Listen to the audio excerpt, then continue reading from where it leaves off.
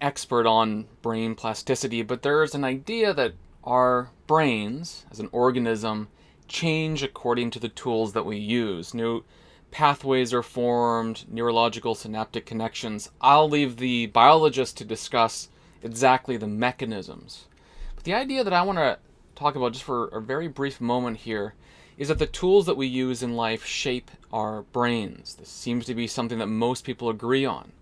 So when it came to reading during the era of the printing press, more or less after that actually, our brains adapted to the idea that we would read text. At this time, we started doing it more silently than out loud as a kind of a traditional way of reading. We used to be out loud.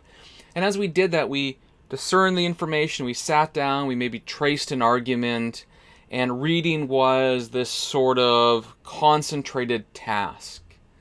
And yet, as some of our media philosophers have said, the media is the message. It is the form of communication itself changes what we receive. So if we are used to long form reading, we might be more quiet, thoughtful minds, we might say. But if we're used to TV shows and so on, we might be moving to a more auditory, visual type of learning and thinking and understanding. Everything becomes more about, let's say, advertising or whatever it is. But when it comes to the internet, this is where things get really, really strange. Knowledge now is shared by memes, so you get small little bits of information here and there according to algorithms. It's not even from one person, it's just whatever is on the next swipe of your reels. And so, as everything that is universal becomes local through the internet, so every idea that is universally, it's across the universe, at least across the world, becomes local to you through your phone or through your computer. And we get these short sound bites over and over and over that are forming, shaping us. And for the average young person, for many young people anyways, you might be on your phone or devices longer than you are in the sort of physical mediated reality. So most of your time is mediated through a screen.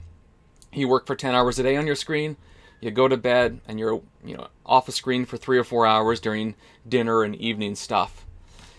So most of our life is through a screen, and we're learning this way, and this is the new medium, and our brain is responding to the tool that we use and being reshaped and reformed, and possibly we might say we've become a new kind of learner, experiencer, whatever. And this is one of the reasons why I wonder if we've lost the ability to read well. And the Mortimer Adler, what's his name again? Mortimer Adler? Whatever. Google it. His how to read a book method.